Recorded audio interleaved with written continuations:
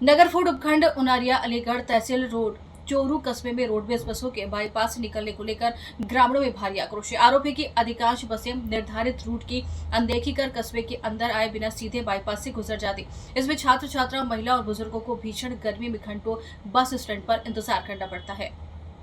ग्रामीणों का कहना है कि रोजाना केवल 1-2 बसें ही कस्बे में प्रवेश कर रही हैं। समस्या के समाधान की मांग को लेकर जनसेवक गणेश शर्मा सोमवार को एक दिन के अन्य जल त्याग कर अनशन पर बैठे। सूचना मिलते ही बड़ी संख्या में ग्रामीण और महिलाएं धरना स्थल पहुंची। पंचायत समिति सदस्य फोरूलाल मीणा ने मौके पर पहुंचकर ग्रामीणों से बातचीत की और अनशन समाप्त करवाया।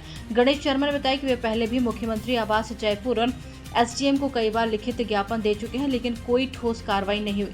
अनशन के बाद ग्रामीणों ने सर्वसम्मति से प्रस्ताव पारित किया। इसमें चेतावनी दी गई कि यदि 2 दिन में भी चोरू कस्बे के अंदर से बसों का नियमित संचालन शुरू नहीं हुआ तो 4 जून को नेशनल हाईवे 116 टोंक सवाई माधोपुर मार्ग पर चक्का जाम किया जाएगा। ग्रामीणों ने कहा कि आंदोलन के दौरान कानून व्यवस्था बिगड़ने की जिम्मेदारी प्रशासन की होगी।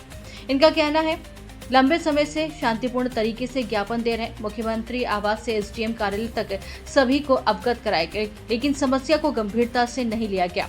अब आर पार की लड़ाई होगी। इनका कहना है कि फोरूलाल मीणा पंचायत समिति सदस्य रोडवेज बसों का संचालन बाईपास के बजाय कस्बे के अंदर होना चाहिए। ग्रामीणों के हित में अनशन समाप्त करवाया। यदि 2 दिन में लिखित आदेश जारी कर व्यवस्था नहीं सुधरी तो 4 जून को NH 116 पर चक्का जाम किया जाएगा। जब तक हम रोड पर नहीं उतरेंगे, जब तक हमारी मांगे नहीं मानी जाएगी, और ना तो हम कलेक्टर साहब के पास जाएंगे, ना एसडीएम साहब के पास जाएंगे। कलेक्टर साहब को आना होगा तो हमारे पास आ जाएगा, एसपी साहब को, जो भी एसडीएम साहब आएगा वो हमारे पास यहाँ रोड पे आ जाएगा। शुक्रवार का टाइम दे दिया आपने, दे दिया गुरुवार का पूरा रोड जाम करेंगे। गुरुवार को दिन अगर हमारी मांगे वहाँ घंटे आधे घंटे बैठ जाएंगे, नहीं मानेंगे हम रोड जाम करेंगे पूरा करेंगे बिल्कुल। अगर हमें कानून भी हाथ में लेना पड़े हमारी महिलाओं की सुरक्षा के लिए तो हम कानून भी हाथ में लेंगे, चाहे हमें कुछ भी करना पड़े। और ये महिलाएं, हमारी माताएं बहने, ये लड़ने मरने मिलने के लिए तैयार है। ये 2 किलोमीटर पैदल चला जाने। पंचायत समिति सदस्य फोरूलाल जी मीणा से भी जानना चाहते हैं इस समस्या के बारे में। ये जो समस्या है ये पूरी ग्राम पंचायत चोरू की समस्या है।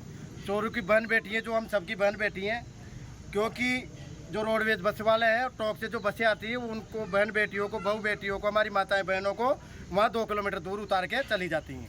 इसलिए मान लो शाम को अगर कोई बहन बेटी आती है, रात के 8 भी बजते हैं, 9 बजते हैं, तो वो हमारी बहन बेटी यहाँ सुरक्षित नहीं पहुँच पाती। इसलिए इन्होंने मेरे को अवगत कराया, मुझे समस्या का मालूम हुआ। मैंने कहा कि हमारी बहन बेटियों के लिए, हमारी माताएं बहनों के लिए अगर हमें मरना भी पड़े, सड़क भी जाम करना पड़े, तो हम सब करने के लिए तैयार हैं। आज ग्राम चोरू में 5 सूत्री मांगों के लेकर के अनशन पर 1 दिवसीय अनशन पर बैठे गणेश शर्मा जी से जानना चाहते हैं कि आज ये अनशन पर किन मांगों को लेकर बैठे हैं। हमारा विशेष रूप से 5 सूत्री मांग पत्र था।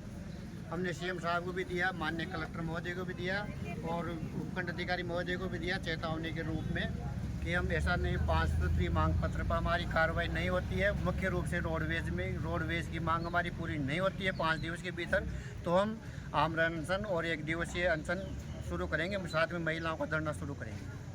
अब तक हमारी किसी ने सुध नहीं ली, प्रशासन द्वारा किसी ने सुध नहीं ली।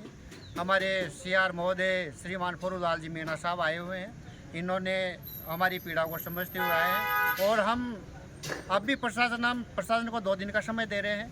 प्रशासन हमारी मांग पूरी नहीं करता है, विशेष रूप से रोडवेज चलने वाला रोड, उसकी हमारी मांग नहीं पूरी होती है तो हम रोड जाम भी कर सकते हैं।